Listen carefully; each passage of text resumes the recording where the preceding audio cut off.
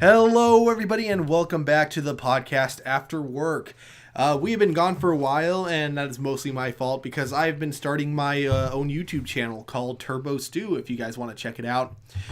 So for those of you who don't know, this is going to be a really quick update. I won't take too long. But basically, we're going to be not doing highlight videos for a little while unless we can find someone who's willing to edit some for us. Basically, just takes too much time, and I got to focus on my channel.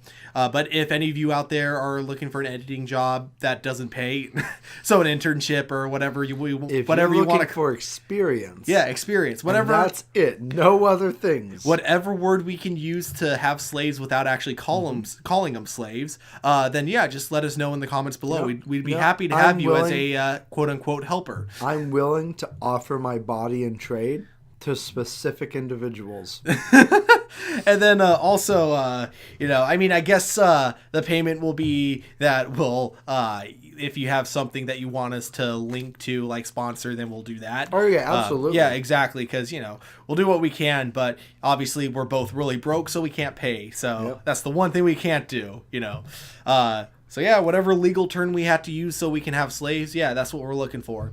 Yeah, those of you... Well, I think the legal term for that now is a child or legal dependent. Oh, okay.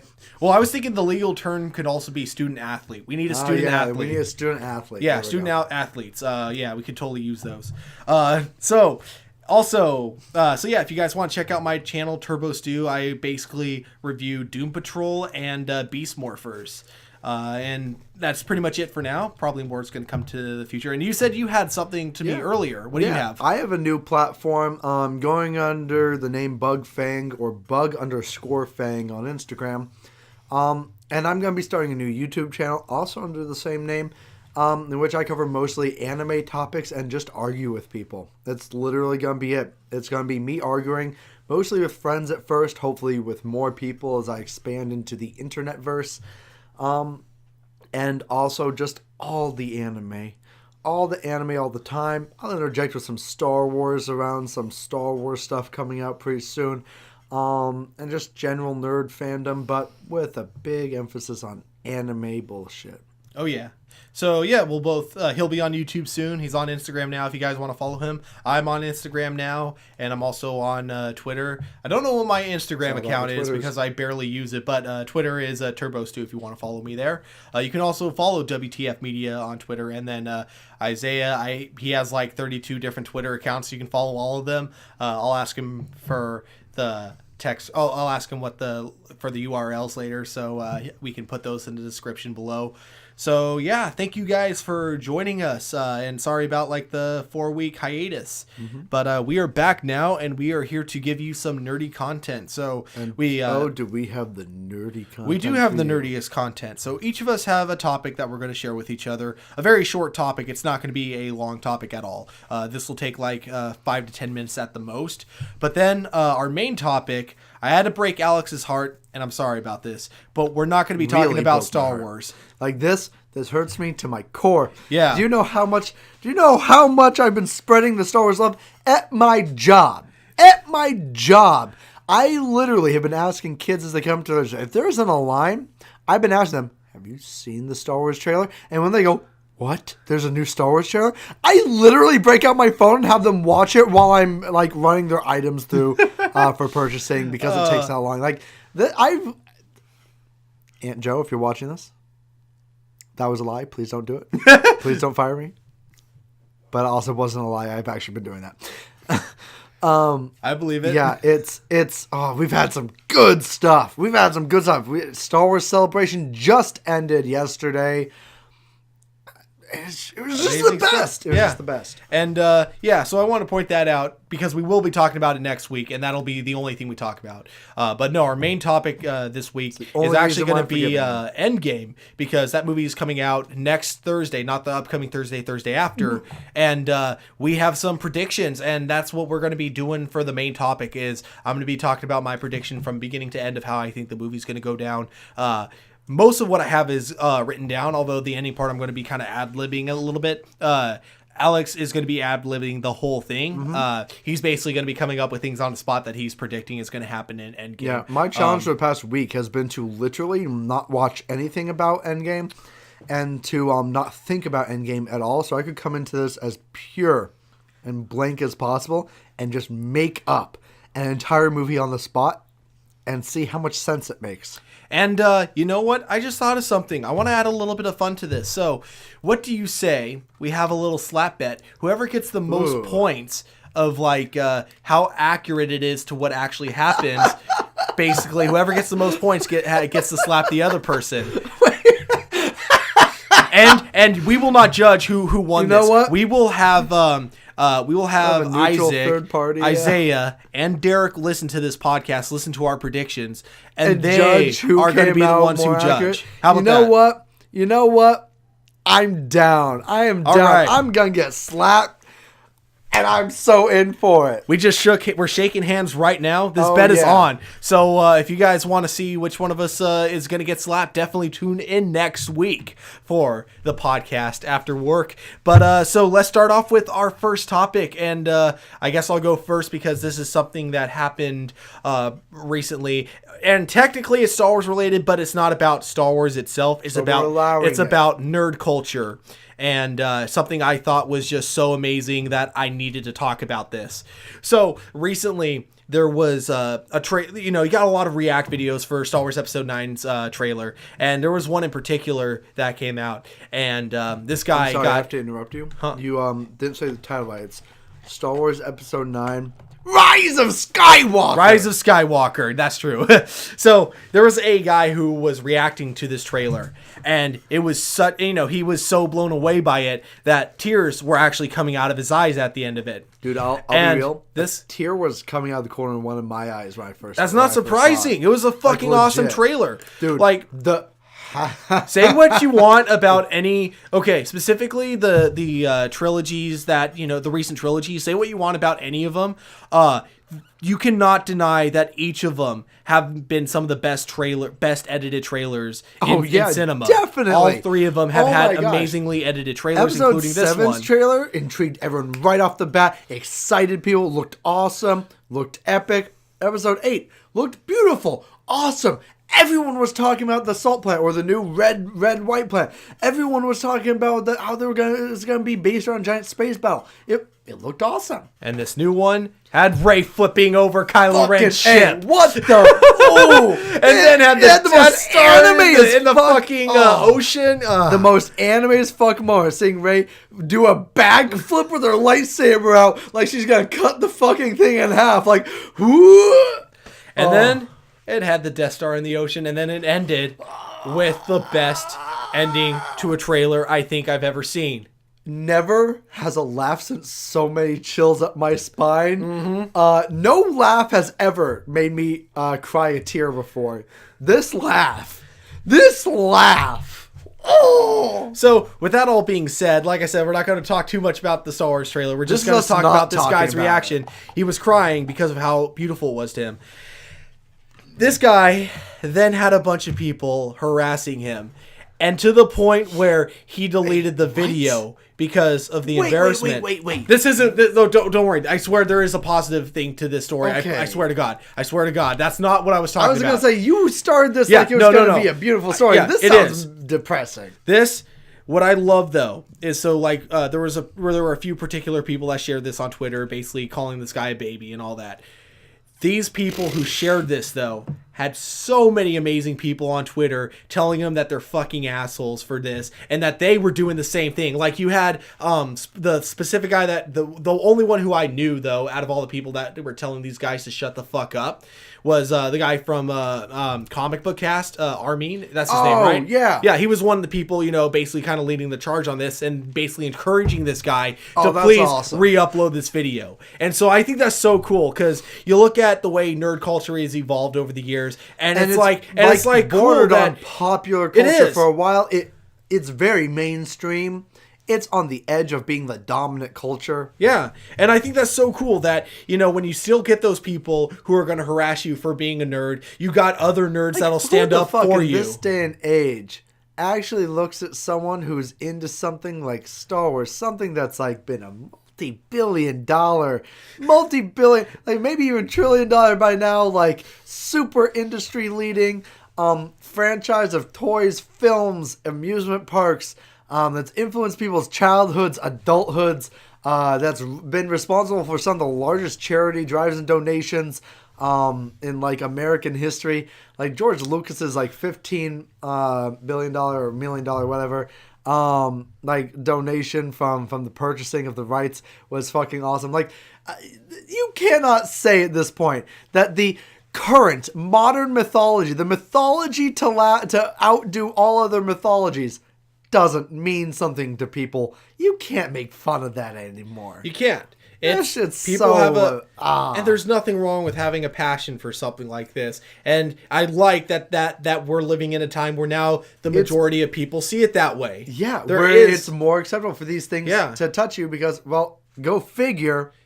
Other people feel the same. Yeah. Funny thing. You're not alone. Most of us feel the same way. Yeah, exactly. So like that was such an amazing thing that I stumbled upon on Twitter that I needed to share that with you because I'm like, wow, that's actually really cool. Yeah. So that's super awesome. That is my nerd related news. Internet culture finally like shaming some toxicity on its own. That's good. Yeah. And you know what fandom it came from? Star Wars fandom.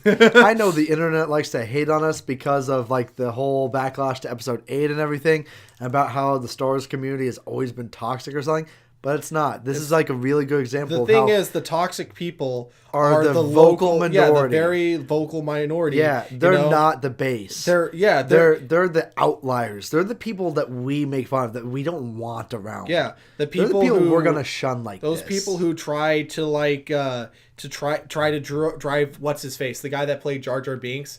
Yeah. Like they try driving him to suicide. Then they force like the actress from Last Jedi, something Tran. I forgot. I'm sorry, I forgot her name. I'm terrible with names. Oh shit! But yeah, they drove her to like like delete both her Twitter and Instagram with all the harassment. Wonderful actress, by the way. Yeah, and she's also like, this is what's sad is that's a person. She's such a nice person too. That's another thing. She's like she's a good actress. Say what you will about her character, her acting is good, maybe even pretty damn great. It's like I know it's not Star Wars related, but it's like the same thing with the actor for Eugene, who kept getting a bunch of death threats from The Walking Dead, and it's like because he betrays everyone on the team, and it's like it's the actor himself. He's not going out killing people or anything. One of the best examples of this, actually, like the guys who played the two skeeviest guys in all of like fantasy, right? The kid who played Draco Malfoy, super cool guy, super awesome, super fun, and the kid who played Joffrey. Joffrey. Like they're both actually super cool. Like in all the interviews that they put out, fan discussions and stuff, meetups, they're really cool. Mm-hmm. But they get a lot of hate and shit. Hell, Cersei, the actress who played Cersei, I remember she got like legit death threats and shit, and that was like real weird. She at a restaurant had a couple go up to her, and just call her a complete cunt. Yeah, which is so like why what no these are not their characters. They're not hiring evil people to play evil people usually. I mean, you have evil people playing evil people, but you also have evil people playing good people. Yeah, and if you want to dislike someone for their like their actual like personality, that's one thing. But if it's gonna be for their on-screen character, if you're gonna hate on someone because they're Cersei Lannister and not because they're the actual actress. That's like ridiculous. Yeah. But yeah, so that was my thing that I heard that was I thought was really cool. So do you have a nerd like related news, not Star Wars related? Ooh, we got a whole bunch of big stuff Star Wars related, but if we're staying away from Star Wars, we have a couple things. So the new anime season just dropped, spring 2019, and it's got some big hits in it. I'm already enjoying some of them. But there's not really much actually newsworthy there. Where there is something newsworthy, though, is that we have been getting for the past couple days now more and more leaks about the PS5, including its price point. And I'm pretty sure I read on my feed just before coming in here to record this that Sony themselves had actually responded to some of these rumors earlier today. I'm not sure what the response is. Haven't looked at it. Not going to watch the video while we're podcasting. But yeah, there have been more and more rumors, more and more leaks of like the specs for it, what it's going to be able to do, what their goal for it is to be able to run. Like it's focused on 8K video, and it's focused on being able to not just do Nat 4K but upscale to 8K for new gaming resolutions. They're focused on how expensive the system is going to be. That's going to be $100 more than the PlayStation Pro. Has been pretty big. And the discussion around it has been oddly positive. And I kind of agree with it. Despite the price hike up from the PS4's base price of $400? I think no, the $300 base, $400 for the Pro model base.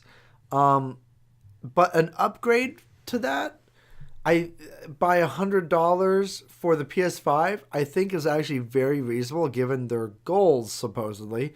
And especially reasonable if they want to give us a higher quality console than like the PS4 Pro.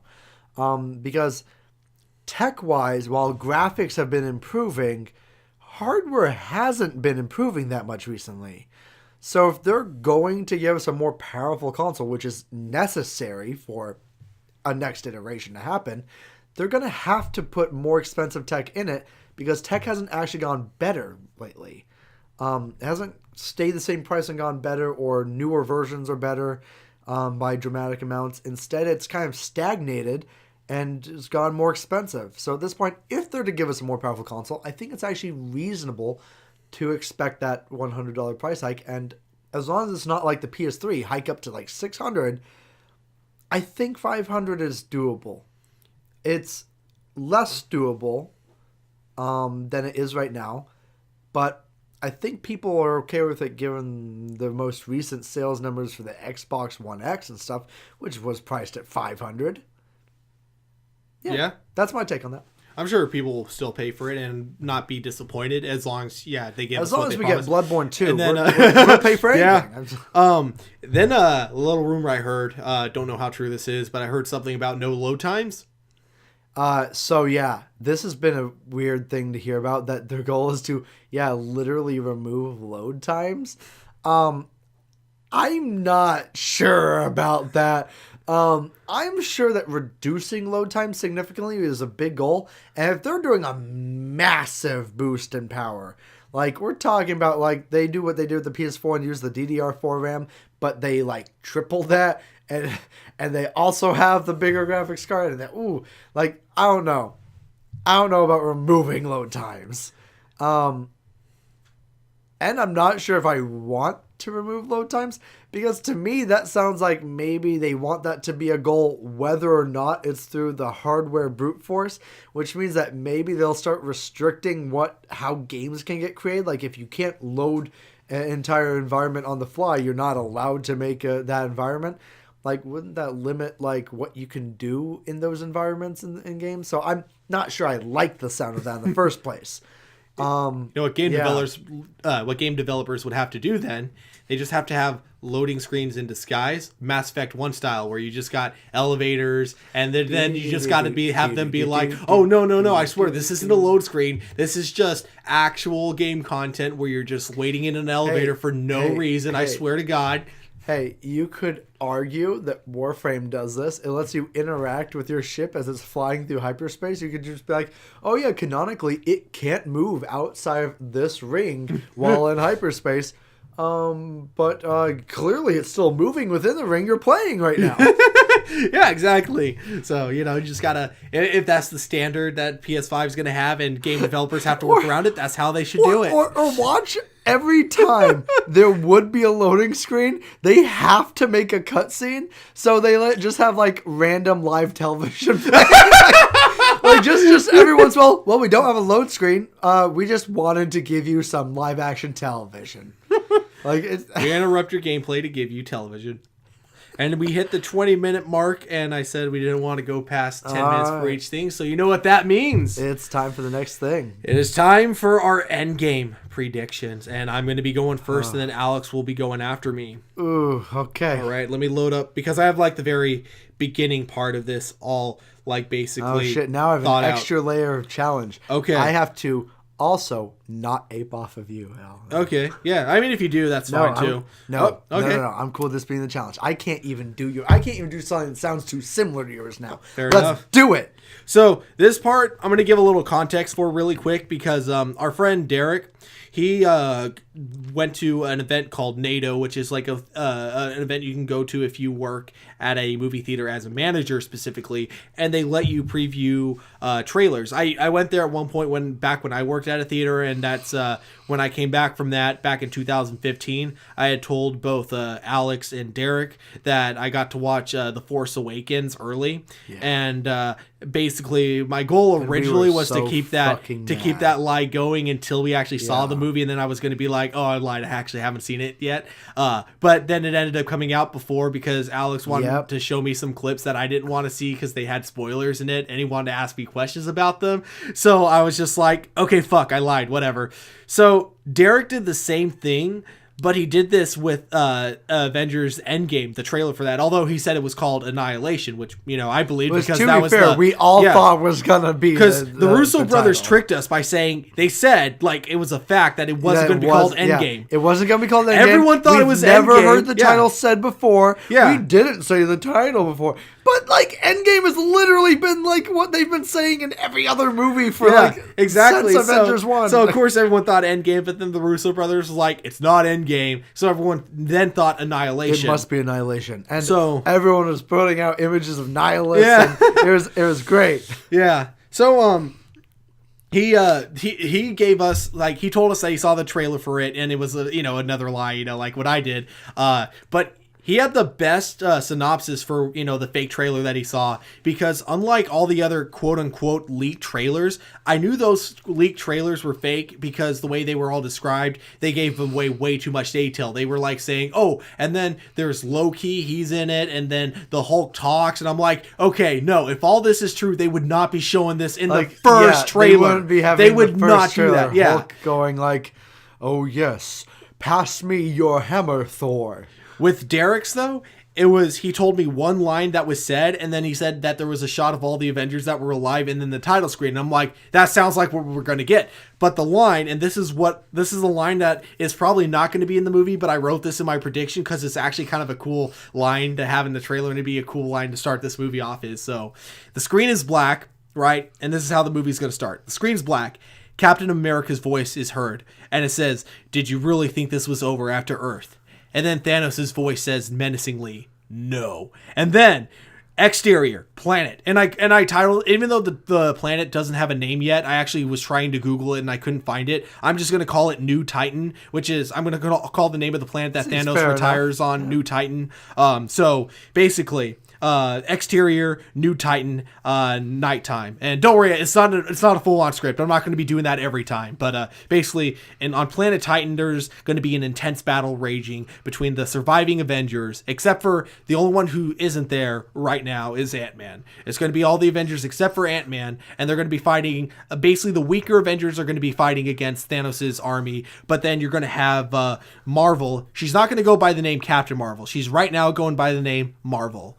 And then you're going to have her with Tony Stark and with, who else did I put? Oh, with Thor. Oh, also Hulk is not on the battlefield either. Just pointing that out. So her, Thor, and Iron Man are going to be going up against Thanos while the other Avengers are taking on the weaker enemies. Thanos is holding his own, but he's not winning this fight because he doesn't have the gauntlet on him. The other Avengers, while fighting the other creatures, are looking for the gauntlet. And on the radio, Captain America puts his fingers to his ear and says, on the radio, "Bruce, are you getting any readings for gamma radiation?" Bruce, we cut to the Quinjet. Bruce is on there and he's looking at his computer and he's saying, "I'm not picking up anything. I think it might have been cloaked or something." And so we cut back to the battlefield, and basically the Avengers are are like all fighting him, and then Captain America, suggests, what if Thanos moved it to like another planet or somewhere else where we couldn't find it, and Bruce is like saying it's possible, but well, we gotta find a way, and Captain America says we're gonna make Thanos talk. So we cut back to the battle, and the Avengers are still looking for they go to like his hut, some of the weaker Avengers go to the hut, Widow and Rocket, and they don't see the hand or the gauntlet there. But then we cut back to the fight. And then finally, Captain Marvel, Thor, and Iron Man overpower Thanos. And so Thor's like, where are the stones? Thanos chuckles, causing him to cough out some blood. Marvel lights up her fist, and then she's like, he asked you a question. And Thanos is like, you must be the one they call Miss Marvel. And Marvel's just like, it's just Marvel. And Thanos is like, I thought you would appreciate what I've done. You fought for the Skrulls to finally have a home, and now, with how much room there is in the galaxy, many planets will welcome them. They won't have to be invaders anymore. And then, she gets pissed, so she just grabs his neck, throws him on the ground, and then Thanos takes his axe up right to his head and just says, and then Iron Man takes out his weapons and says, okay, my friend is going to ask you one more time, and I strongly advise that you answer. And then Thor's going to be like, and believe me, I will aim for the head this time. Or something cheesy like that. And then Thanos, we get the line from the trailer. And then it's Thanos saying, you couldn't live with your own failure, and where did that bring you? Back to me. Just like and then we get a line that wasn't in the trailer, and it's him saying, just like this time stone told me. And then we get a flashback right after that. So it cuts back, and it cuts back to when Thanos teleports to New Titan originally. And Thanos looks up in the sky, smiles, kind of like in what we saw at the very end. Thanos uses the space stone to see, like, throughout the galaxy. He uses the space stone to basically look at, different areas of the galaxy, and he sees all these people suffering and crying, with all the loss. And Thanos just says, in time, they will learn to appreciate what I've done. And then we cut back to Titan with Iron Man and Nebula. Nebula basically is basically saying that her ship is working well enough to go after Thanos. So she's telling Iron Man to come on, we got to go now. And Iron Man's just like, what the fuck are you talking about? What can we do? Because Nebula knows where Thanos is, because Thanos had been talking about when he retires, this is the planet he wants to go to. And Nebula and Gamora are the only ones who know about this. So Nebula wants to go there. Iron Man's like, no, we need to go to Earth. We need to gather what Avengers are left. And she's like, do you really think he let any of them survive? And even if they did, there's a 50% chance they're dead anyways. So, that's where they kind of split off for a little bit. And then we cut back to, because basically she takes her ship and leaves. And then Tony Stark tries to repair the Milano, and for the most part he gets it running, and then takes off. But then we cut back to Earth, and then that's when we get the end credit scene from Captain Marvel, where it's them looking at the pager, and then Captain Marvel appears, or as like I said, she's going to be called Marvel in this. We then get like a montage of Tony, flying in space, having to make repairs to the ship. But like every repair he makes, it seems like it causes another thing to get damaged. So no matter what, like, it's like he's just getting himself screwed over. And then like later on, right when he's about to give up, he gives that message. But then that's when Nebula comes to save him, basically decides to go back to Earth with him. And then we cut back to the Avengers at Avengers Towers. They discover that a ship is coming in, and so they're expecting that it's Thanos coming back to finish the job or something. They don't know what he wants, but it turns out to be Iron Man, or it turns out to be Tony and Nebula.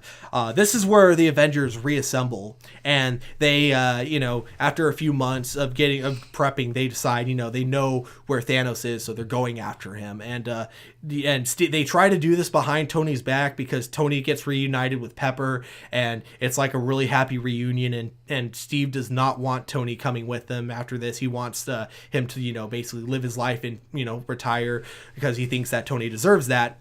But of course, Tony is like, oh no, you guys are not doing this without me. So he comes along.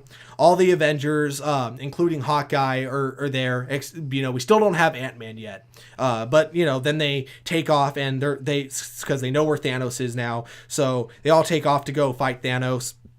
And then, so then they cut back to, Titan, and you see that we cut back to Titan. We see that Thanos saw that they were coming. We using the Time Stone, and so we then go back to the battlefield, and then we see Thanos, with the axe to basically his face. He's like, I try to use the.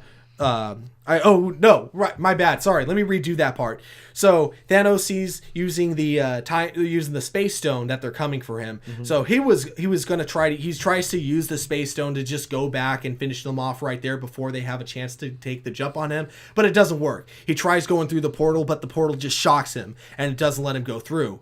So he realizes that because the gauntlet is like damaged, really badly damaged, he can barely use any of the stones, but he can kind of use the Time Stone. So he uses it and does what Doctor Strange does. He goes to look at every single possibility. We then cut back to the battle. Thor's axe is near his neck, and he says, I had to make the toughest decision. I destroyed the stones, knowing that no matter what I did, it wouldn't be enough to stop you. So Thor's like, you liar, and says that there's no way that this happens. So he calls down lightning, zaps Thanos, but Thanos is just like laughing, in pain but laughing, and he's like, you guys can torture me all you want, but it doesn't change anything. The stones are gone, and that's that. And then Nebula's eyes begin to water because she realizes that he's telling the truth. Thor, out of anger, just finishes Thanos right there. So we get one of those shots where he's raising the axe and he puts it down, and then you just hear like the but you don't see it because obviously they got to keep it PG-13, but you do see, but like, you hear the flesh sound exactly. Yep. And then you kind of cut back to a more wider shot of the three of like everyone around Thanos, but Thor's like body is barely covering the decapitated head of him, so you see his body lying on the ground. You see some blood, some purple blood leaking, but you don't see like the fact that he's decapitated because Thor's just conveniently in the way of the camera or something. So then they fly home defeated, like realizing they lost everything now. And so then we cut back to 3 years later, and this is all I have written up. So everything else, it's not necessarily ad lib. I've kind of been thinking this part through, but it's not going to be as well thought out as that first part that I had was. So forgive me for this part not being as well written. So let me get my kind of notes here really quick, because we then get like a little bit of a montage of them trying to move on. And this is where we get the really cool scene from the trailer, which is Captain America kind of holding like a therapy group and basically, talk to people. And I feel like we're going to get really tragic stories from people that we're never going to see again. Just they're going to have one scene. You're going to have probably a guy who's going to be like, my wife gave birth, on the day it happened. She held my son in her arms, but then she started to vanish. I grabbed the kid, but then as soon as I did, he vanished too. You're gonna get like tragic stories like that or something like that. So it's like he loses his wife and his son the day his son was born, something like that. You're gonna hear others from other people. You're gonna see like probably little kids there who about telling stories of how they lost their parents or stuff like that. And then you're going to have, in the middle of San Francisco, you're going to have Scott Lang suddenly, just pop out of nowhere. Suddenly he's big, and he thinks he's been in the quantum realm for a few days, maybe even a week. So, he's starving. He's not looking super good, but he's like thinking, what the hell? I'm really going to, fucking, beat the shit out of Hank now because he's really pissed. He thinks that it was a bad connection or something, so he goes and looks for Hank and I forgot the name of Janet, and then what was the mom's name again?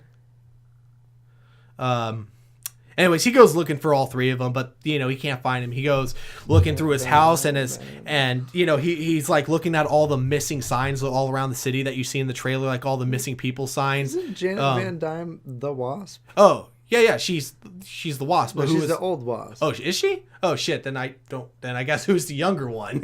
I forget. Wait, Janet Van Dyne is the original Ant-Man's wife, right? Yeah. I don't remember. Sure right. You might be right. Co-creator I don't remember. Of the Avengers. Wait, fuck. Wait, then what's the daughter's name then? That's what I was like wondering. I don't know. Oh crap. Yeah. Okay. Anyways, either way, he's like looking through San Francisco. He's seeing a bunch of missing people's posters, and he comes across his house, and he comes across some older girl that he doesn't recognize, but she looks kind of familiar, and she like breaks down, and he's like, who? And then he realizes it's his daughter, and he's like, how long have I been gone? And then that's when he finds out everything. You know, she tells him everything that had happened. So he goes, he realizes that he time traveled using the quantum realm.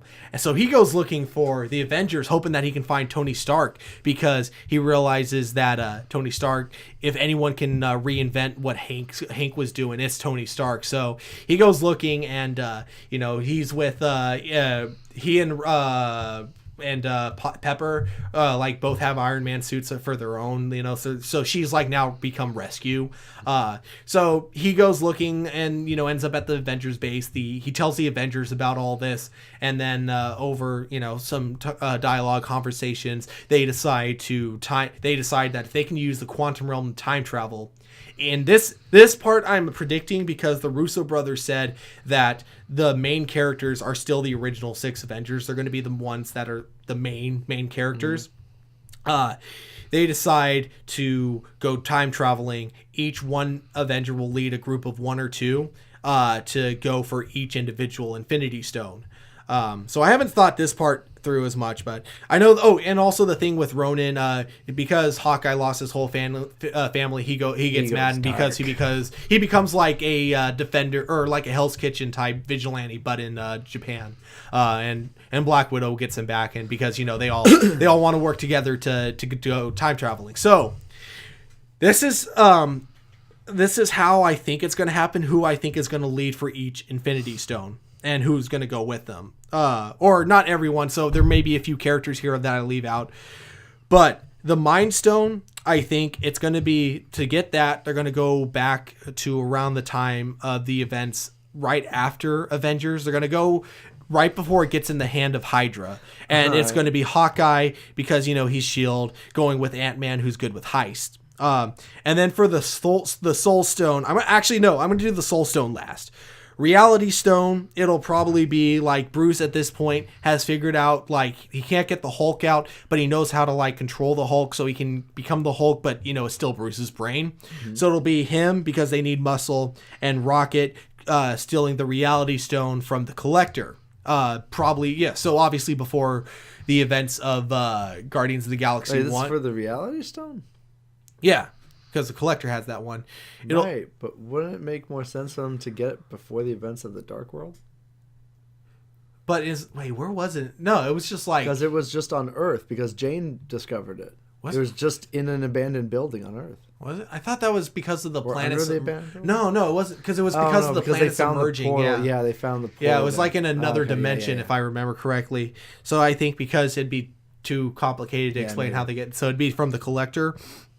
Iron Man goes to get the time stone because he knows Doctor Strange, so he thinks he can convince Doctor Strange about this, tell him everything, and hopefully Doctor Strange will believe him. And then if he's smart, he'll look into the time stone itself, and then look into the future and realize, oh shit, he's not lying. I die. Okay. In fact, no, never mind. That wouldn't make sense. And then Space Stone. In order to have that one scene from Captain America 1 to pay off, where Captain America's Ode Dance by Peggy, I think he'll go after the Space Stone a little bit after Howard the Stark finds it. And I think they might tie it into Captain Marvel by having Marvel be like a younger Marvel be in that scene. And they'll explain that she's really good friends with Howard Stark, and that's how she got a hold of it. And then the Power Stone, I think that Black Widow will go... Oh, she and Captain Marvel, because, women power, will go after the Power Stone in Xandar. I think Marvel will probably have connections with people at Xandar, and will probably be able to try to use that to get the Power Stone. Wait.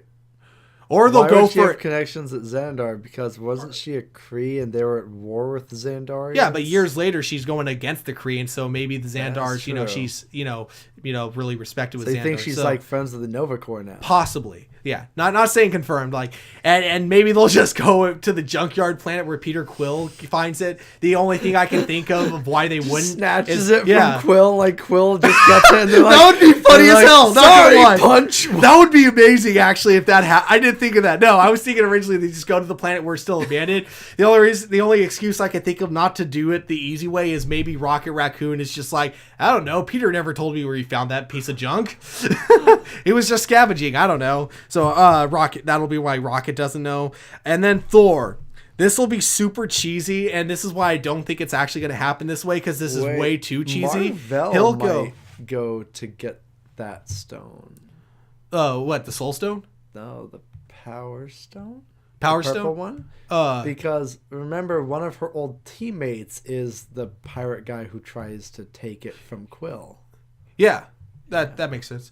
Yeah, it could be that. That would be interesting to see. Yeah, either Tie way. those get together a bit more strongly.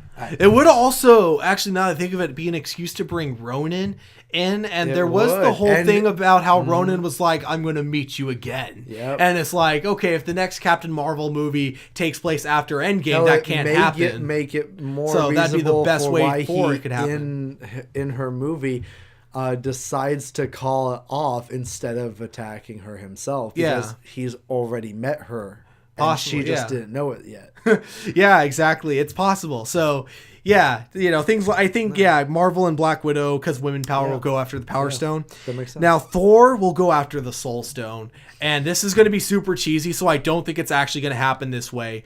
But he's going to go after the Soul Stone, thinking that the thing he needs to give up for the Soul Stone is his axe, because it's the last thing he has to remember. He has to give up the next Mjolnir. Here's why: because he's like, it's the last thing I have resembling any sort of family. Once I throw this in, all my family is gone. He's going to throw it in there, and nothing's going to appear, because he's going to realize that the Avengers are his family, and he cares more about them than the axe. Like I said, it's fucking cheesy, so I don't think it's going to happen that way. Does that mean Thor's going to run to Red Skull here? Yeah. It would. Where's Cap during all this? I don't know. I don't know what Cap... Wait, why not have Cap meet up with Red Skull? That's the thing. I don't know what Cap could give up, or what he thinks he could give up. With Thor, I think he thinks that the axe is like the most important thing to him, so that's why I think it would work with that. Right, but what if that's what happens, is that he has to go with Thor, and Thor can't just give up the axe. The axe comes back. So what happens is Captain America has to kill Thor. I think, but yeah, I do think that it could be something like, it would be a failed attempt. He throw the axe thinking that that's what he cared about, and be like, you'll see him be like, so where's my stone, guy? Dude, where's my stone? And then, it's going to be like a cheesy moment. So the Soul Stone, I don't know how they're going to get, but it's going to be it's going to be something, some Deus Ex Machina of how they get the stone, basically. And maybe one of them is going to have actually something else that they really do care about, that they have to, maybe it'll be like Rocket, then again, this arc kind of got completed with him. Like, I guess if they wanted to take away his arc that he already had, you could just have him be like, I'm still selfish, so the one thing I could actually give up is myself for other people to have the stone. But that arc was already kind of done in Guardians 2, so I don't think so. So the Soul Stone is the one thing I haven't thought through all the way, because I don't know, but I feel like the Russo brothers may have thought of something. If this is the direction they go in, they probably thought of something that I didn't. Wait, I know how you can tie Thor into giving up something. Huh. You can have him give up his tie to vengeance. So he has to find a way of also going back in time to stop himself from killing Thanos. That, it would work, because then that'd be the other way that they have Thanos back. But the other way that they actually have to deal with Thanos is because they've gotten all the stones back. Now Thanos doesn't have them, which means he never wiped, which means he's still alive, basically. So Thanos. So they come back to what they think is their universe is just totally different, because it's a lot different now, because now the stones have been taken. They changed a lot of history. So now, but here's the thing that they didn't know, because this was a part that Thanos left out when he destroyed the stones. He used them one more time. He used him to tell his old self about what happened. He knew the Avengers would go after the stones and have them. And so he knew the gauntlet would be worthless. So Thanos told himself about this. So Thanos had another gauntlet made for him in the past. And he then used this new gauntlet in the present after all this time had been changed. So he then steals the stones from the Avengers. But the Avengers are but basically, because all of time has been changed, all the Avengers are back now. And this is their excuse for having the big final battle where it's every Avenger against the giant army of Chitauri. And you know what? Just to make it even cooler, we get the Chitauri and those, whatever they were called, the things from Wakanda that Thanos' children had. And you have the children of Thanos still alive. So you have this big, epic fucking battle, to end it all. And in the end, Captain America basically gets the gauntlet and uses it to basically take everything, prevent anything that's happened past Avengers Infinity. Like, basically, so anything from the start, basically he's going to use it so everything from the start of when it's just Iron Man with Pepper Potts, anything that happened after that never happened. But he's going to die in doing so, but people are going to remember him. Or the Avengers are all going to remember him for some reason. It's just going to be like the blast radius with them, and it means they're the only ones who remember this event. And so Captain Marvel, she's going to change her name to Captain Marvel in memory of Captain America. And yeah, this is how I think the movie will go. Obviously, the first half of, the parts that I actually have written, I actually strongly believe that a lot of those points may happen. Everything after that is stuff that I kind of thought about, brainstormed, but I didn't think as thoroughly through. So I don't think it's going to happen anywhere near like I described it. But the beginning part, I hope I'm kind of right about, because that'd be cool to see, like, just them starting off the movie with the battle against Thanos. But yeah, that is my Avengers theory. So what did you think of it? I've got a lot of issues with it. Okay, let's hear your issues with it. All right, so one, as much as I think that Thor would kill Thanos, I don't think the rest of the Avengers would actually let him execute Thanos in that manner. Well, the thing is, he's right there, and he does it, like, on the spot. Yeah, except for you also described that Captain Marvel's holding him down. Captain Marvel's holding his neck down. Exactly. So, I mean, I guess so what part is he decapitating? He goes first right in the middle of the head. So, okay, maybe not decapitates him, but he does hit the head only. And, right. So why wouldn't she stop him? I don't know. Maybe she thinks he deserves to die too. I don't know. Maybe she's become a ruthless killer over the last 20 years. They are kind of friendly. There has been the like trailer, and I guess she can be in. One thing I also got to keep in mind. So please note if you've seen something that contradicts something I've said. Keep in mind I've only seen the first 3 trailers. I've seen none of the TV spots at all, I have not seen any of the spoiler clips. So if you've seen something that contradicts what I say, please do not tell me. I haven't, because I've only seen 2 trailers and one of the clip things, I think. Okay, because I haven't seen. For the past while, ever since we talked about doing this discussion, I've been trying to stay away from all of it. Yeah, me too. I'm trying to, because when Derek texted me, there were spoilers. So that was Brett. Yeah. Oh, Brett. Yeah. When he said that, I was like, man, I have never been more glad I've been staying away from everything involving this movie. All right, but man, also the splitting up, I think that's kind of antithetical to like the point of this movie and what's going to be about sticking together. Exactly. Okay. Because like the point of them losing the last movie, part of that was that they split up. Yeah, that they weren't together when they were fighting. They divided and didn't conquer. So I could see it being like a similar thing where they go Avengers Assemble. But not only that, but like honestly, I think the Captain Marvel title is going to come in a really hand-wavy joke. I legit think when they introduce Captain America to her, she's going to be like, "Oh, when did you serve?" Because she's part of the Air Force, right? Mm-hmm. And he's like, World War II. And she's going to be like, "So you're not actually a captain then?" And he's like, well, and they're gonna address the fact that he was never actually given captainship. He doesn't hold rank in the military. That would actually. And be really she's funny. gonna be like, "Well, I'm as much a captain as you are. Hell, I was a captain. I'm more of a captain than you." I think that's probably gonna be how they do it. Okay, that would be funny. I think. Oh shit! I forgot what I was gonna say. Never mind. Keep going. No.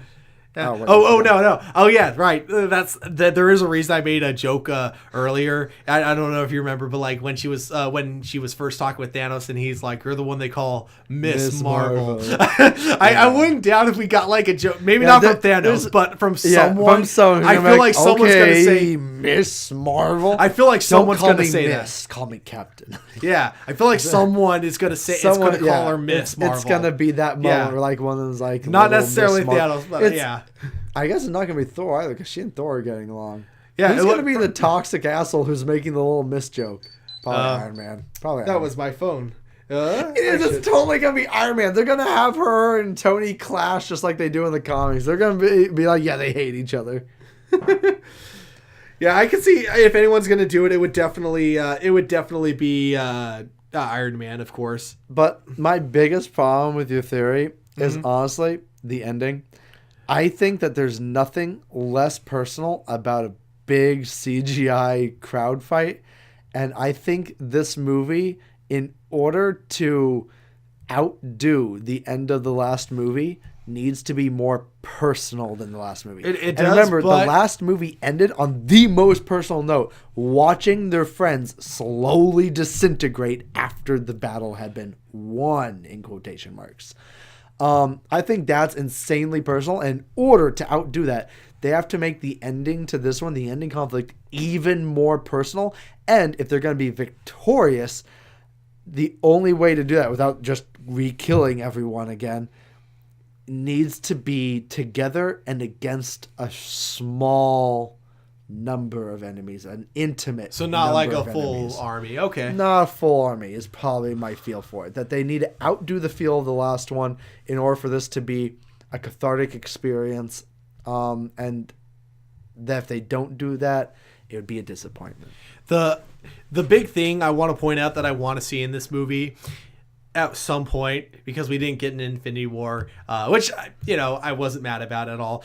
I really hope we do get the full Avenger shot of every single Avenger, at least in a fighting stance. Like, it doesn't we don't need to see the one shot like we got in Avengers 1 and 2 of all the Avengers fighting together, because that would be really fucking hard to do. But if we get it, cool. But if not, I won't be mad. Yeah. I do, though, want a wide shot of all of the Avengers together. I want to see everyone, including I want that too, and I want Cap to say the magic words. Avengers Assemble. Yeah, do not end on... If they don't finally do it in the last movie, they're all going to be together. I'm going to be so mad. I'm going to be so mad. Just be like, this was the perfect masterpiece, but he didn't say Avengers Assemble. Fuck this movie! Hey, just saying, that's one of the reasons why I legit had a huge problem with Amazing Spider-Man 1. Oh, I thought it was a pretty damn good movie. But at no point did Uncle Ben ever say the words, with great power comes great responsibility. And the closest anyone got to that was like some mixed garble about like, I think if you have the power to do something and you don't do it, you have a moral obligation to do it. I think his words in Amazing Spider-Man were, just because you can do something doesn't mean you should. Like, if I remember correctly. Well, he also had the yelling tirade about having a moral obligation to do something.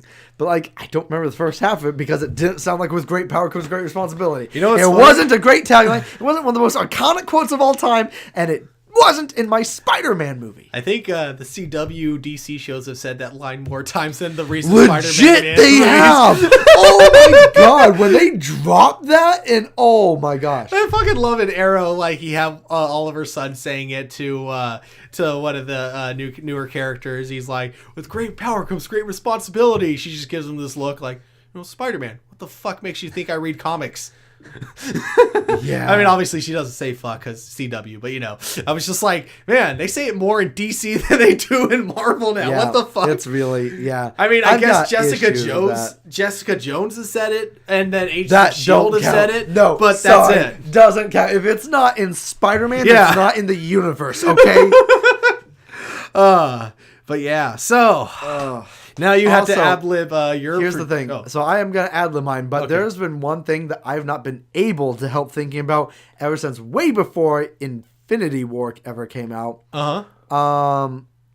And Adam that's Warlock? Adam Warlock. Yeah. How'd you know it was good? Yeah. Adam Warlock. I forgot. They dropped Adam Warlock in Guardians 2. Yeah. And and they just kind of dropped that there and never brought it up again ever. Here's the thing. I'm going to have a point for and against it real quick. So the big thing is that the Russo brothers have said that they don't plan to use them. But then here's the other thing. The Russo brothers fucking lie all the time. That's the thing, though. The Russo brothers, I love them, but they're liars. They are. They are filthy. They will do what they can to get you surprised. They are.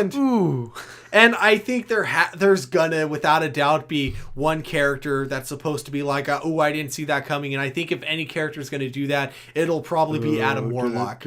He'll be the, I didn't see that character coming. Okay, so I totally agree with you, which is why that will be my surprise character in this, because that's been like a pre-thought. I'm not gonna be able to keep that out of my thing because I've been pre-thinking about Adam Warlock since like Guardians 2 came out. So actually, it's way before Guardians 2 just came out. making sure. As soon as we knew Infinity Gauntlet was gonna be a story, I was like, so when are they gonna introduce like one of the most powerful God-breaking characters in the Marvel comic book universe? Just to double check that I'm remembering in the comic book correctly, he's merged with the Soul Stone, right? So he starts the storyline. He merges with the Soul Stone. So he starts the storyline in the Soul Stone because he's like been merged with the Soul Stone before. Like he's like merged with his consciousness to a certain point, and he like basically starts the story by like getting Silver Surfer and Doctor Strange to trust him. In the original Jim Starlin Infinity Gauntlet storyline, and it like he has a connection to the Gauntlet because he has a connection to the Soul Stone. Like maybe the Soul Stone wants him to have the Gauntlet or something. Yeah, there's a whole connection with him in the Gauntlet that I don't think there necessarily is in this. Although for the longest time I was certain that wherever Golden Latticework was making his little birth coffin, had to have the Soul Stone on it, because I thought for certain how that species was making him was by creating the perfect being out of the Soul Stone. That it was literally that Adam Warlock's new origin was going to be that he was the consciousness of the Soul Stone, or at least a consciousness brought forth by technology from the Soul Stone itself. Yeah. And honestly, I probably still think that. I don't know how. I'm sure I still think that. It's a 3-hour movie. They'll have time to fit it in. All right. Time to empty my mind of all your shit. Fuck. All right. All right. If you use any points that I brought up, that's fine. But also, they don't count as points towards you. They count as points towards me. I totally agree. You know what? If I bring up a point you used, it should count as an additional point towards you. That's how I'm going to challenge myself with this challenge. If I bring up something that you said and I'm using it in a similar or the same context as how you said it, then it counts for you. But if I'm using the same event technically, but from a different contextual viewpoint, it should count for me. Okay. Like, yeah, if you bring up that there's a battle on like New maybe Titan. I think Thanos will die, or I think there'll be a battle on New Titan, because obviously we see that they do battle on some planet with him.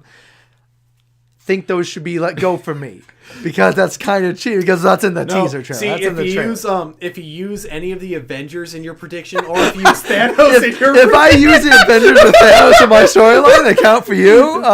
Yeah. Fuck off. You know what? An Avengers-less Avengers. Let's go. So we open in space. That's it.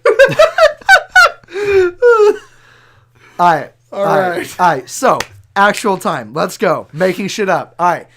Easiest way to make shit up. Ad-lib. Start with a good source. The end of the last movie. We simply start with the Avengers. We start on Titan because it's the more dire circumstances. But we're going to have a time jump. We don't know where people from Titan are. All the survivors of Titan seem to have split up. But Tony and Nebula are together on the ship. They're literally the only two survivors. Oh. Well, wait, that's right. Raccoon was on the fucking Earth. Yeah, you can tell this is being made up on the spot already. All right, so Nebula and Tony are not split up. They're like, yeah, we're gonna salvage what we can, and we're gonna ride this little ship all the way back. Except for there are just two main problems. It runs out. They don't got the tech. They're putting up beacons. They're trying to find a way, but they have consigned themselves that they're gonna die in space. Do they fuck each other to sport? No, I'm kidding. Sorry, I won't interrupt again, I swear. We cut not to Earth, but to the title, Endgame. Because it's going to tie into something Tony says, and it's going to sound super dark, and it's going to be about him like muttering, what'd he mean entering the Endgame now? It's going to be, because he's thinking about Doctor Strange's last words. Yeah. All right, he's going to be obsessed with it. It's going to be great. Then, cut to Earth. What are they doing on Earth? They're super sad. They're mopey. They're depressed. They don't know what's going on. They've assembled somewhat, I guess. Some of them are together, but most of them seem not to be there. Where is Thor? Thor isn't around right now. Thor is at a bar, probably. Thor's doing stuff. Thor's getting drunk. He's like really depressed because he kind of let Thanos live and snap his fingers in his literal face. So he's going to be super fucking sad. He's going to be getting real drunk. Real drunk. And it's going to be with the raccoon. I really hope so. Because Rocket just witnessed his kid die. Mm-hmm. Groot is like, Dad, I don't want to go. It's real sad. What is the little crow? It's literally is it just Dad? Is it literally just calling him Dad? Dad. Yeah, that shit's sad, and that shit's gonna break his heart. So it's gonna be the two gruffest pals there. And then they're gonna have people staring because they're gonna be like, why is there a talking raccoon? It's gonna be staring. No, it's gonna be just them, and slowly as they're talking, super sad, super depressed, it's gonna pan out, and they're gonna cover an empty street behind them, and it's gonna cut. It's going to use that to cut to like a panel, like maybe a gray sky. It's the same color as the background street or something. And it's going to cut over to the mansion where a few of the other survivors, including Tony. Tony and Bruce are obsessing over who they've lost. They're going through the archives. They're seeing what they can do. They're maybe organizing, seeing what satellites they can reposition, trying to gather some sort of force. Maybe they're in communication with what's left of the S.H.I.E.L.D. hierarchy or whatever is left at this point. Wakanda, maybe, because they just came from Wakanda. Maybe they're trying to get, maybe between them and Wakanda's extra resources, they're trying to set up like safe centers or food shelters around the world. They're just trying to stabilize things. Maybe this is why part of them are split up. They're split up because they're stabilizing the world. That's why the next cut is going to be to Ronan. Hawkeye, whose family died. Entire family. 2 kids and a wife. 50% of people may be gone, but 100% of his family is gone. And he's gone dark. And the place he's gone to is going to be Japan. The islands aren't being protected. Europe and Asia are being covered by Wakanda because they're centralized around there.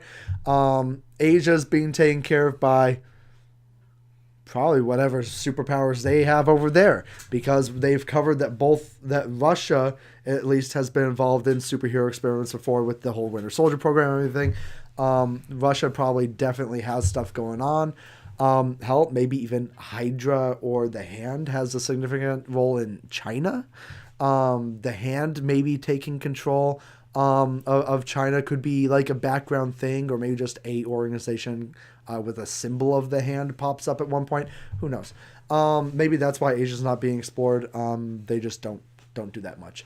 But Japan, it's part of like the allies with the United States and everything. So Ronan's over there working shit out. And because they're so isolated, because Japan's a very isolationist country in the first place, and it's very isolated, there's a lot more active crime there. So Ronan, who's gone dark, he's gone real dark, and he's gone to the place with the most active crime in the world, so he can hunt down evildoers. He's gone full Ronan. He's using that sword to kill people.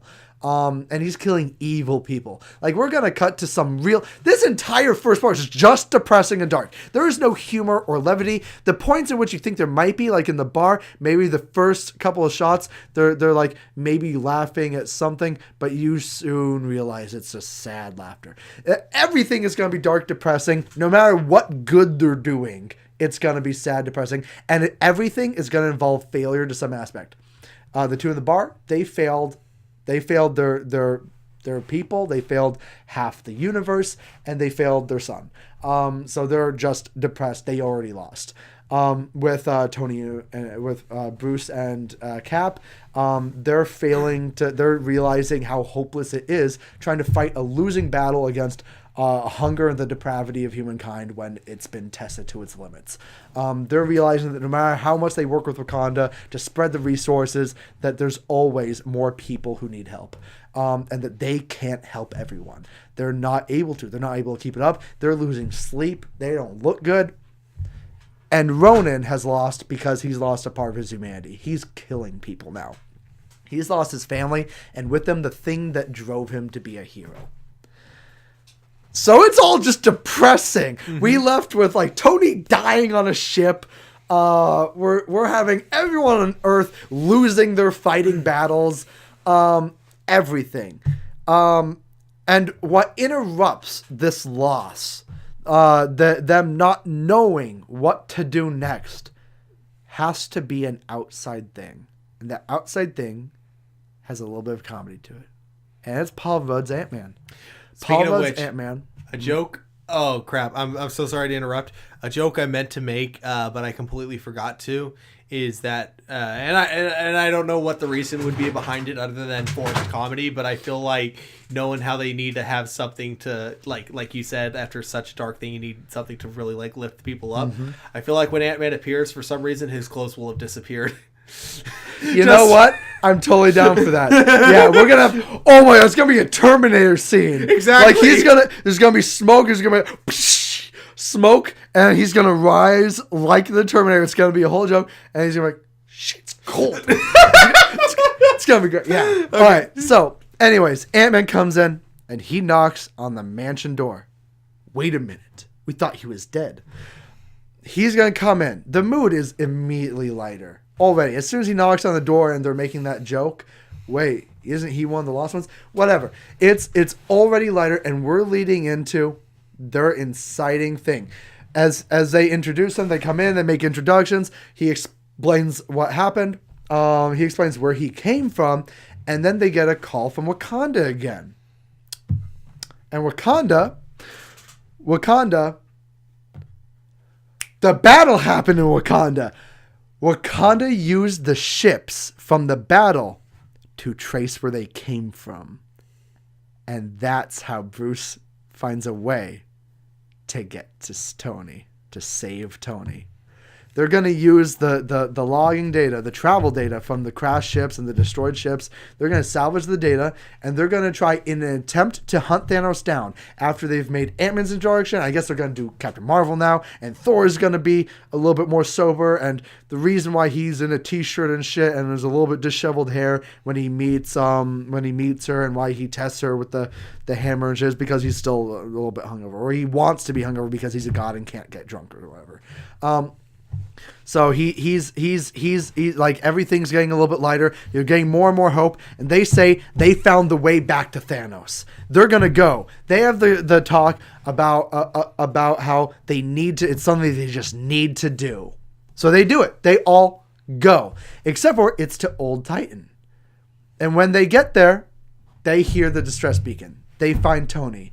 They all meet up, but they're all out in space. They're not even on Earth. Nothing to do with Earth anymore. Nothing. We're not even going to go back to Earth ever. Everyone is here.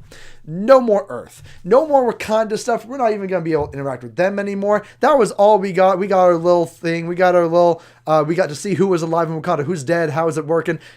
That's it. That's everything. We got everyone. We force recruited, Ronan probably. We got everyone on board, no matter how resistant they were to it, somehow. Now we got Tony and we got Nebula and the whole crew is together. And this is where they have the discussion. This is one of the lies from the trailer where it looks like they're having this discussion in the mansion. and where they're marching up the mansion. Or maybe they go back to Earth. I don't know. The point is, they decide they need to arm up against... Oh, no, that's right. They do arm up. They need to arm up. They go back to Earth to arm up. So once Tony hears about the quantum stuff, they all get quantum suits. That's what we see, right? The quantum suits. The quantum suits from the trailer. Mm-hmm. This is where those come in. But the quantum suits aren't for battle. They're not Iron Man suits. They are quantum suits that are just battle ready. They're not all Iron Man suits decked out and everything. They're all quantum suits, though. Yeah, that's. I didn't mention anything about the quantum suits, but in mine, kind of the same thing. Like the suits are there so they can travel. That's it. They're not actually giving many extra abilities. Maybe they have maybe they say passively, maybe vibranium sweet into them somehow. Who knows? It didn't look like Thanos had any problem with vibranium before, so let's just do that. If we want, maybe not. Maybe there's not enough vibranium right now because Wakanda's resources are being strained. Who knows? Anyways. They get the quantum suits, and this is going to be how they find Thanos now, because he wasn't on Titan. Where is Thanos? How could we possibly know? He snapped and we disappeared. Well, funny thing about the quantum realm, funny thing about Ant-Man, when they try and look for Thanos, they're trying to look for the signal the gems put out, and what they find is that Ant-Man is distributing a similar signal. So they deduce that the realm, right, that the microverse has something to do with the Infinity Stones. We don't know how. Maybe it's part of the space gem. Maybe God knows what. Since, the space gem probably make the most sense because they've had the most exposure to the space gem over time. Mm-hmm. So let's say that the microverse is actually inside the space gem in the same way that the soulverse is inside the soul stone. The microverse is literally inside the soul gem. So, or the space gem. So what they do is they have to go through the quantum realm to find Thanos. This is their plan. They do it. They find Thanos. This has been building up for, let's say, 40 minutes now of the 3-hour movie, mind you. This has been, we've got a little bit of exposition here and there. It's mostly been getting the team back together and rallying with this dark undertone, but hope has been building this whole time. They get to Thanos, and Thanos isn't Farmer Thanos anymore. They get to Thanos' farm, and what they see is that Thanos is in the armor. The Scarecrow has the helmet on it, but it pans out and the Scarecrow is otherwise naked. And then the purple hand reaches, grabs the helmet, and it pans over to see him put it on. And we get the sword, the Infinity Sword, whatever they're going to call it. Thanos' sword is badass. We're going to put this in here. This is where they have their fight with Thanos. And Thanos can't use the gauntlet. As much as it looks like it may be repaired in the trailer, I couldn't actually tell. I don't remember. No, it didn't. It still looked damaged in the trailer. There we go. He isn't fighting with it because it's damaged. He might not even be able to, and maybe he just doesn't want to. Maybe this is how he's chosen to end his life, is this final fight. Except for, they do. They defeat Thanos. And then Thanos says that it was never about balancing the universe for resources, that those resources were only a means to an end. Those resources have to be gone because those resources, life itself, that 50%, was attracting a danger from outside the universe. Galactus! Name drop! Oh, all right. This whole thing has been about death and the fact that the power of life itself has been attracting a power primordial that the gems couldn't influence because they didn't come from this reality. They didn't come from this universe, the last being of an unknown universe, of an unknown power, of this cosmic entity, of this cosmic horror that devours worlds, that doesn't just exterminate life, but that removes life from the galactic equation, and that he has been attracted to the Milky Way galaxy specifically for ages. That the snap deleted half the life in the universe in an attempt to blind this power, to keep it trapped wherever it was already. That it was always about simply extinguishing enough light in the universe to blind this entity that has been seeking life itself, to end it all. This all-consuming thing. It's good, right? It's good, right? I like that. Now we got a new big bad guy, There and is. it's more personal. Yeah, it's one dude. I have one kind of nitpicky complaint about it, but I'll tell you after. Okay. Yeah. Okay. And like I said, Because it's a nitpicky one. this is like maybe halfway through now. All right, or cool. maybe at the 1 hour mark, or Yeah. 1 hour, 10, 20 minutes. Who knows? Yeah. So what they have to do now is that this just turned into Mass Effect. This is the Reaper invasion coming. They don't know how much time they have, but they defeated Thanos, and they decided, following Captain America's logic, yes, Captain America's logic, sacrificing one life is never worth it. We have to bring everyone back. Thor remembers the Infinity Gauntlet's mold is still intact, and he knows just the dwarf that can mold it, that can make something of the mold again. Mm-hmm.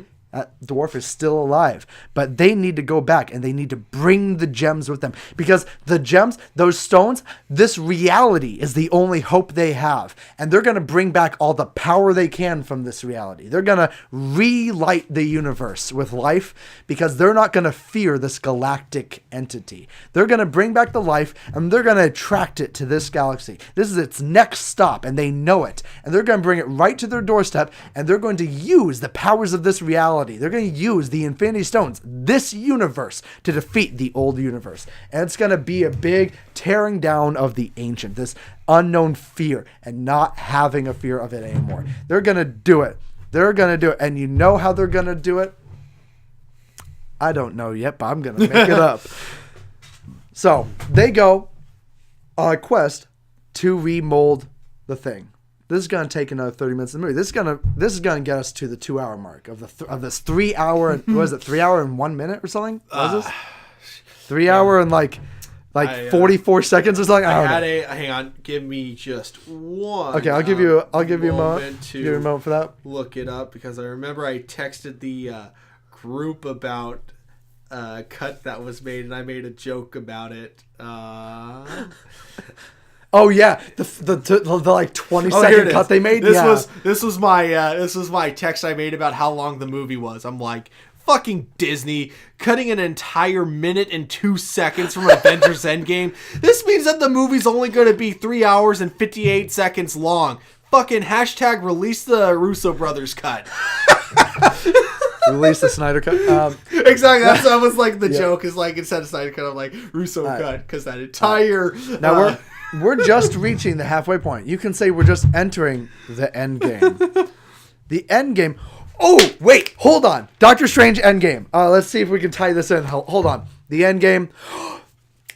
They didn't want to defeat Thanos the entire time, because Thanos' reveal of the galactic power that they're fighting is what they needed. They needed to unite with Thanos. They need Thanos alive, because he's the most powerful individual they've ever met. They need to convince him. They need to convince Thanos that life is the way to win. Because Thanos is going to be the one who's lost now. His ideology is being challenged. He's given up the gauntlet, and he is sitting on his farm. Now we see him without the armor after he's lost. Now we see him in the classic pose where he's wearing the cloth with the big ass rope around his waist. Looks like Big Daddy Thanos. Yes, this is where we see him. We see him talking, but we don't know to who. We don't see who. But then there's just a skeletal hand on his shoulder as he says, "Yes, I will go." Just a skeletal hand on the shoulder. That's it. That's all we get. That's all we get. Just a reference for some of us. That's it. Mm-hmm. That's all that Lady Death will have in this. That's all we get revealed the entire time, that Lady Death was the singular reason that he wanted to extinguish life in the universe, but it was all for the cosmic balance to keep an extra universal power away from life. And that's going to be it. The deep cut people will know it, and everyone else will simply think it's a metaphor, some strange imagery that has to do with the Soul Stone. Maybe we can even have this happen in the Soul Stone. Like maybe he's talking to Gamora or something, or he's talking as if it were to Gamora, be to Gamora. No, he's talking to Gamora again. He's talking to Gamora in his head. He has a connection with the Soul Stone now. Who knows? Yeah, let's just do that. Or it's fused to his hand, and the gauntlet is fused to his hand. They can't remove it. They have to make a new one for the gems because he gets to keep the gauntlet. And the soul gem, no, the mind gem had the center spot, didn't it? Oh, well. The other thing I thought of though, if they go that direction with Thanos, then they could easily set up, if they want to do like the Infinity Gauntlet storyline, then they could set up the evil Thanos too. They can. Yeah, this is totally true. But yeah, so we've got this so far, and they've gone, and Captain Marvel knows where to take them. She takes them to the Nova Corps. Because that's where she's been the whole time. You're right. They've been on Xandar. This is a point to you. Because I am going to ape this off of you. I'm admittedly aping this off. Inspiration from Stuart. She has been working with Xandar, but not Xandar, Nova. Nova Corps based on Xandar the whole time that she's been away. She's been working to clean up the mess that she's made and to understand the sides she's been fighting, because she realizes she might never have known the truth about them. So she's been working with Nova Corps. It's why her new suit maybe is Nova Corps-esque. Maybe even we see that other Nova Corps suits now look like Captain Marvel suits. Maybe Captain Marvel is Captain Marvel because she's a captain in the Nova Corps. And maybe her co-leader is a new character named Nova. I knew that was the direction you were going in. I'm like, you're gonna bring up Nova. Yep. So we've got a Nova, and maybe it can even be a returning character, a lesser known character from one of the other movies, or a reference character or something, maybe a background character from a Guardians movie. Who knows? But we have a Nova. Turns out to be either crap, I forgot the comedian's name from Guardians 1, or it turns out to be the British guy from Guardians 1, because, correct me if I'm wrong, but you never hear their names. This is true. I don't think you do. Yeah. And it would be pretty funny. And Nova can be a very funny character sometimes in some versions of Nova, some different Novas. But anyway, so now we have another powerful individual, and one that's space-worthy, and one that looks a lot like Captain Marvel, and a reason to call her Captain Marvel. They're just going to nickname him Nova. Maybe this one's a stickler. Maybe he's a jokester. Maybe they just call him Nova because it's actually just a random Nova soldier, maybe. Maybe he doesn't have any special powers. Maybe it's literally just a random Nova soldier that wants to come with them. And so they just call him Nova because he's a grunt. Who knows? Who knows? I'm not the writer of this. Don't look at me. I'm making shit up. Okay, so point is, though, that they're on a galactic expedition to find power. And you know what? The most powerful batteries in the cosmos come from a certain golden race, and the raccoon knows just where to find them. They go, and they're gonna be there, and Nebula knows that. Oh yeah, Nebula has the connection too. Nebula and Raccoon are gonna be in charge of this. This isn't them diverging as a team. This is them exploring the universe as a team, or maybe as a slightly split team. But the point is that they're gonna assemble afterwards. Okay.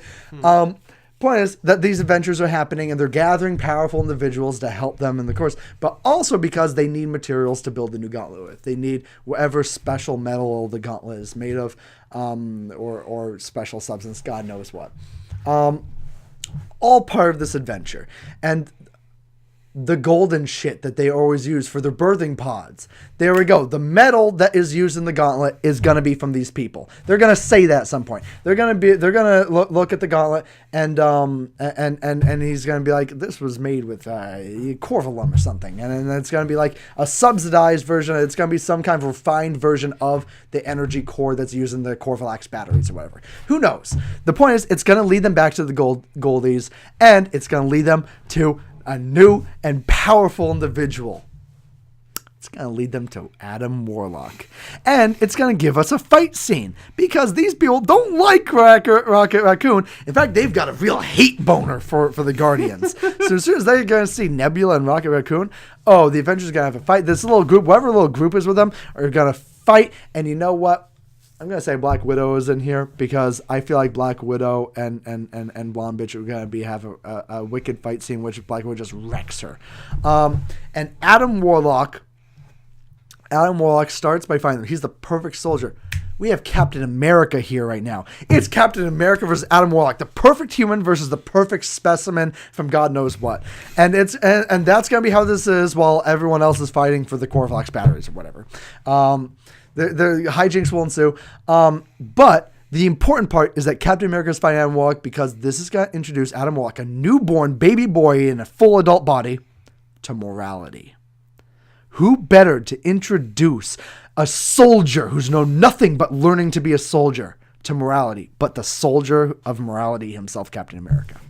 So Captain America is going to teach Adam Warlock. He's going to light something within Adam Warlock, and Adam Warlock is going to stop, and he's going to independently decide to go with them. But beyond that, he's going to go with them because he has a feeling. He has a bond to something beyond himself. And he knows that going with them is the right thing because of an internal feeling. This is going to tie to the Soul Stone later, probably. Who knows? I'm going to make this up as I go. So, we're closing in on the actual Endgame now. They've got the stuff to make the gauntlet. They've got the power. They needed Nova from the Nova Corps because he's going to power the fucking forge. That's it. The star, it's running out, right? It was a dying star even back in the last movie. So it's not enough to build a gauntlet again. They need Nova for his Nova Corps power. They need Nova and Captain Marvel to like two-team this to refine the metal for this. They're going to do it. They're going to make it. They're going to forge a new gauntlet thing. They're going to do a new gauntlet. But the problem is that the gauntlet still requires someone of immeasurable size or power to wear it. The thing is, someone's going to be a certain size. Adam Warlock is going to be the same size as Thanos. He's not going to be buff like Thanos, but he's going to be bigger than a human. That's going to be what makes him like the ultimate being. He's just going to be slightly taller, slightly blonder, and slightly oranger. And oh man, it sounded like I was describing like a fit Trump. But the point is that they're gonna have him be Thanos' size so that he can wear the gauntlet later. But he doesn't feel a connection to the gauntlet, so at this point he might reject it. What he does feel a connection to is Thanos, he thinks. But it's actually the gems. Maybe not even just one gem. It's the gems calling to him. He is the ultimate being in the universe, and he doesn't know why. They're setting this up, but they don't know that he can really wield it yet. Like, he's slightly bigger than the humans, maybe slightly smaller than Thanos. Point is, he's going to be a relative size so he can wear this glove later. But point is that he feels a connection to Thanos right now. So now he's been introduced to one morality, and now he's about to be introduced to the other. First, moral puritanism, and then second, moral nihilism. And it's going to be really interesting because he is going to have a vision moment. We're like the Vision as a newborn baby boy with the fucking mind gem. They made the Vision Adam Warlock in this universe already, I feel like. As I'm trying to build this, as I'm trying to make this up, I feel like I'm just describing things Vision would do. I was thinking that like since a while ago, but yeah, I do think the same thing with well, that's the problem with all these people with gems on their forehead, you know? They all have gems on their forehead and they all feel the same because they're all newborn baby boys, okay? Dude, you're getting kind of racist here, you know? I bet you there's some people with gems on their forehead that are really offended by what you just said. Funny thing, there is actually a Earth culture that puts gems on foreheads. Yeah, they're called the Crystal Gems from Steven Universe. Okay, I'm going to move on from that one. Okay. Fair enough. All right, so they've got the stuff to make the gauntlet, but it won't work. It won't work. They can make the gauntlet, but it just won't work. Thanos even gives up trying with the old one. The gems are on it. They need to find a way to make it work. This is a race against time now. A race to make this work. But the hole that they made coming through from the microverse has introduced something else. They think something is coming for them, and something is. And what pops out of the microverse is the Fantastic Four. No, I'm not going down this road because I know they're not going to be in it. Mm-hmm. But I really wanted to make that joke, so I had a little bit of setup for it. Yeah. All right. Anyways. Oh, God, that would be so cool, though. Oh my God, Fantastic Four and Galactus. That would be the perfect. You know what I found really funny though? Just really quick tangent away from your prediction. So when Avengers Endgame came out, Kevin Smith and this is what I find weird about it is that he works in Hollywood. He knows how the business works. And yet he said he's like, oh yeah, I was a little disappointed by the Captain Marvel thing at the end of Infinity War because I was like so sure it was going to say 4 at the end of it. He knew that and wasn't coming. I'm like, okay, as much I don't as we work, all hoped as for much it, as there like was everyone no wanted way. that. It's like I don't work in Hollywood, and I knew that it couldn't happen because at the time they were talking about buying Fox. It's like it's like, why did you think that was actually going to happen? But yeah, all right, sorry about that. I just thought that was funny. But yeah, go ahead and continue. All right, so they maybe they're going to use or maybe it's not that it doesn't work. Maybe it's that the idea is that they're going to use it as a beacon. They're going to use it with the Reality Stone and the Space Stone and the Time Stone. They're going to use it to manipulate the universe to bring forth Galactus on their own terms, a new Titan even, a planet devoid of all life, and then they're going to have the big introduction of Galactus. And I don't know how to write that or make that up on the go because that's just such a big momentous moment. So I'm going to leave that up to them to reveal to you all. But the point is, eventually they're going to come to Thanos attempting to wield the gauntlet again, him failing to wield it properly or having no effect on Galactus. Maybe even they throw an Eternity in. No, they're not going to throw Eternity in there. But point is that nothing is going to work. The gauntlet's not going to work. Thanos will be using it, but it's not going to be working. Nothing they do will be enough. Maybe even they revived everyone they definitely did. They brought back all life before this. And they just undid everything Thanos did. Everyone is here for this fight. I don't know when they would have done that. Listen, I'm making stuff up as I go. I'm gonna have shoved that earlier in there somewhere. Can I throw in a what if to your scenario? Sure. What if all this was Thanos manipulating the Avengers and he wanted to instead use the gauntlet get the stones to get the power from Galactus, and then this is when the Eternals have to just like in the comic book. So as much as I would love that, because part of this premise is that the stones have no effect on Galactus. Okay, that because Galactus doesn't come from this reality, this universe, the powers of this universe, the things that were birthed at the same time of the universe that theoretically have equal power to Galactus because they encompass the powers of the universe. Can't be used against him because he's not from them. Okay. Everything else is from them. He is not. Got it. Galactus is just this overshadowing entity of power. He's the size of he's even larger than the humongous skyscraper-sized celestial that we saw in that cutback, but he's wearing his classic headdress and stuff. Oh yeah. Maybe though they do bring the Celestials back to life because they've covered that those exist. Maybe when Thanos wields the gauntlet for the first time, they think of powers that they've seen wield the gauntlet before, or they talk about it, and they bring the Celestials in. And they're simply unspeaking mechanisms. They're huge machines. We've seen that they're machines because we've been inside the head of a dead one, and it was very machine-like, right? The nowhere, the head of nowhere. So they are. It's revealed that like the Celestials are literally massive, cosmically powered machines that run off of the power of the Infinity Gems or something. They run off of similar powers, which is why they each wielded one or something. Who knows? Point is that they are basically non-interactable, and they do not bend to Thanos as well, as much as they don't respond to anything. They only respond to the gauntlet itself or to the gems individually. They have no will of their own, so they come in thinking that maybe these are like great powerful beings in the past that they can learn from, and what they discover is actually that they were just massive machines, unintelligent, and the only true Celestial in the Marvel Cinematic Universe was a big brain in space, it turns out. Was what's his name's dad? Was Star-Lord's dad. That the rest of the Celestials, as we've known them, are actually just massive, powerful creatures made by him, made by the original Celestial, made by the living planet. So that maybe they were made as his envoys. I don't think we're going to get a Silver Surfer in this, honestly, and I'm not going to plan one in. because that's all Fantastic Four stuff. I think that if we were going to see any Fox characters, Galactus and Silver Surfer are the most likely. Yeah, if we're going to see them, I think those are the most likely. I don't think we're likely to see Silver Surfer.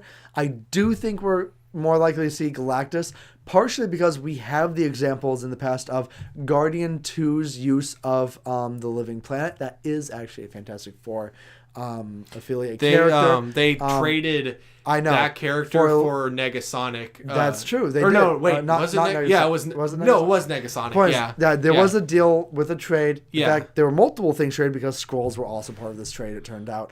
I think with Skrulls, from what I remember hearing, it was like it that was a Disney... shared thing technically. Yeah. No, so it was, but here's the thing: they still wouldn't be able to. Let's be real. Disney is not gonna put themselves in a position where they're open to a lawsuit, whether or not they could technically win it. They're not gonna lose hundreds of thousands of dollars in a settlement to Fox because they want to use Skrulls. I think there was probably an under the table deal involving the Skrulls because there was technically we both share them. We just can't use Super Skrulls, right?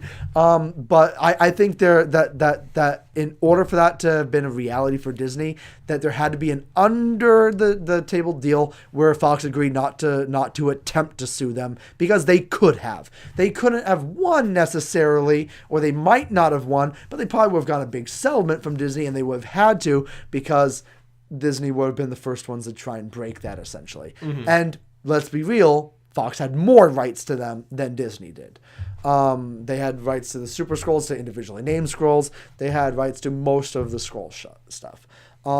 So they most likely would have just won a big batch of money from Disney. So I think in order for them to have used the Skrulls in Captain Marvel, that they must have been part of a deal somewhere. I don't believe that they weren't.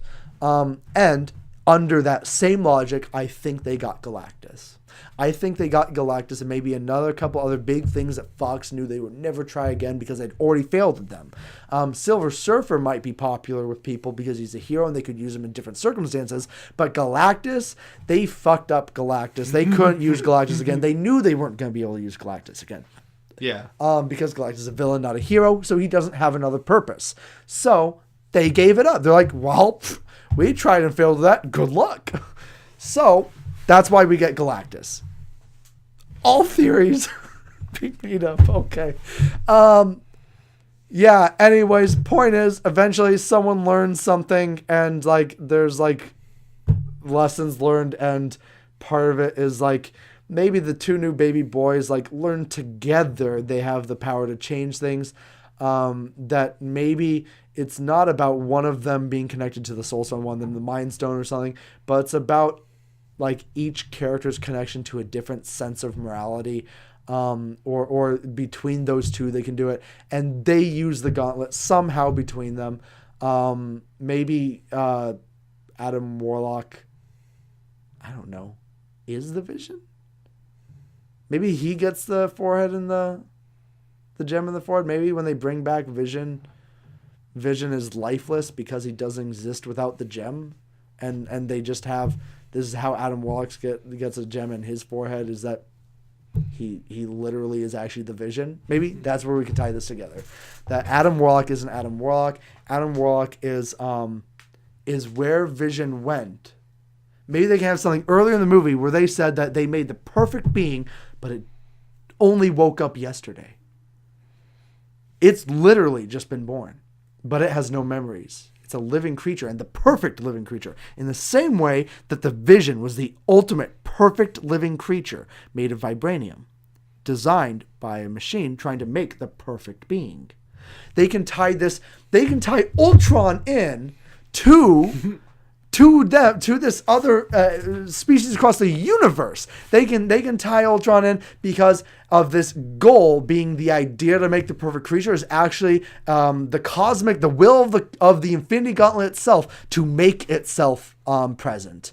And Adam Warlock comes to this conclusion. He gains the memories of his past as the Vision, and he has all the powers of the Vision. That's what makes him powerful in this. Because we cover the Vision, super powerful, right? And he can wield Thor's hammer and everything. So, Adam Warlock is no longer this kind of nebulous character learning things, but he's this person who's learned new things and who has the memories of the Vision, but maybe is an all new person because of it, because he has these other trainings, these other lessons he's learned since then. He's fought these battles, and the Mind Stone itself is the Vision. Is the Vision that he makes a composite being.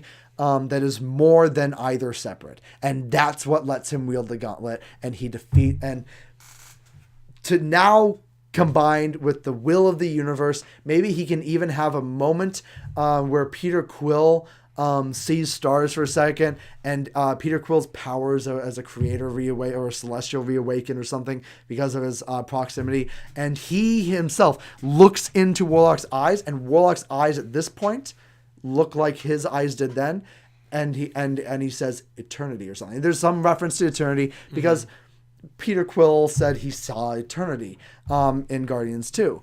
So Adam Warlock has now been tied into Guardians 2 twice this way. The Adam Warlock and the Soul Gems themselves make up together with a consciousness, the being eternity. Adam Warlock eternity. And that's how they have eternity in this world. And so the universe itself fights Galactus and banishes Galactus to live in ever-present hunger to devour not life, but instead like he or something like life force, maybe dead planets. He's cast out and he's unable to consume life now. Now he must consume inorganic material in mass quantities, and that's why he eats planets instead of life now. He's no longer the life seeker Galactus. He is the planet seeker Galactus, a much lesser threat to life itself. And that's how they do it. They change his own reality and make him a place in this universe, making Galactus part of this universe and making him affectable. There you go. That's it. Conclusion. Boom. Avengers assembled. Everything happened. They were victorious. They learned things. Ultron's probably back. Who knows? Everything happened. There was maybe the even theory. at the end, like the Soul Stones can't be allowed to remain together. So Adam Warlock realizes he must split himself into Adam Warlock, or Eternity recognizes he must split himself into Adam Warlock and Vision separately again. Adam Warlock to protect the Soul Stone forever, and Vision to protect the Mind Gem. And with other beings throughout the movie, maybe the Nova Corps to protect this. Maybe Nova gets one himself, and that's what grants him more power than the grunts that he came from or something. Who knows? Maybe Captain Marvel gets one and Tony gets one. Who knows? But they're split. They're separated across the galaxy again, and they're not to be reunited ever again. Yeah. That any part of them not being reunited again is how I think they're definitely going to end it. Yeah, it has to be, right? Yeah. Like they have to try and destroy them and then realize they can't or something. And then like Doctor Strange has to learn that separate the best way to protect the Time Stone is to keep it far away from the universe. Because that's something. That's like he the other thing. Always has the Eye of Agamotto, so yeah. He's the protector of the Time Stone. And so, like, yeah. Yeah. So, yeah. All right. So, like, the question I kind of have is with Thanos knowing this but no one else, like, why doesn't he tell Gamora and Nebula about it? So maybe he does. Maybe he tries to explain it. I don't know. So here's the thing. Maybe Thanos has always recognized, this is why he's called the Mad Titan in the comics, right? Maybe maybe they tie him into being the Mad Titan again. Only he's always recognized that there's this thing he's always seen that no one else has. And he's always talked about it, but in nebulous terms, and he cannot talk directly about death or something. It's a psychological thing for him. That he sees death, but he knows no one else ever has. He had to kill his mother because his mother thought he was insane because he saw death and stuff. In the comics, stuff like this happens. Mm-hmm. So maybe he's always been too afraid to reveal the truth to them. And when he tells them, they're incredulous. And they don't, not only do they not believe him, but he's still the bad guy. He's still an evil person who did an evil thing. And in their eyes, they won't forgive him. Let's be real. Even Gamora, who's realized at this point that she has some love for him, still won't be able to forgive him for the things he's done. So it's not going to be important to explain why he did things. He's going to instead admit that maybe he's been mad the whole time. the Mad Titan, as they call me. Who knows? And he's no longer responding to death. He's talking casual, talking in low tones to it when no one's looking. The time where it touches on the shoulder, he doesn't turn to look at the hand or anything. He ignores it because now he's admitted to himself that he thinks he's crazy. Whether or not we know he's not, he thinks he is. He's taken the role of the Mad Titan, so maybe he can't tell the truth because he's ashamed of his truth. Or what he thinks of his truth. All right. And then the other big complaint I have of your thing, like this is huge, and I also have this complaint about my prediction, is that it didn't end with Thanos becoming the Ghost Rider Punisher. No, you're right. No, also didn't end with Ant-Man exploding Thanos' anus. It didn't. These are big problems that we need to okay. So both yours and mine, and how I think the movie itself is going to be as well. Definitely let me know if you disagree with this. Mm. I am also sure that this is going to be one of those few movies that aren't going to. It's going to be one of those movies where it knows it can get away with not following a traditional 3-act structure. Oh yeah, definitely. I think that's why they extended it to 3 hours. Yeah. I think this movie is not going to be a traditional it's going to follow like a 2-act followed by a 3-act with maybe like a finale that's separate. With Infinity War, they were very clever about it. They had the 3-act structure. They had the 3-act structure with Thanos being the one going through the hero's journey. So yeah, they had like the 3-act structure, but they also had the 3-act structure for every character at some point. And the overall 3-act structure for the whole movie was actually Thanos' the whole time. Yeah, that was brilliant. It was. Infinity War. Okay. Infinity War, this is what blows my mind. Infinity War may not be technically the best or most enjoyable or best done even movie of all time. It may not be the best written movie of all time. But I cannot think of a single movie I've ever been more impressed by than that Infinity War. Infinity War blows my mind and how complex it is, how many things it does all at once, and how many things it hides and reveals in natural ways that don't feel forced and don't feel overdone, that don't feel shoved, that don't feel over-explained or overly condensed. It is insanely impressive that it was 64 named characters. Each get like almost all of them get like an arc of some sort. It's ridiculous what they did with that movie, and it's impressive in a way that no other movie I can think of ever has been.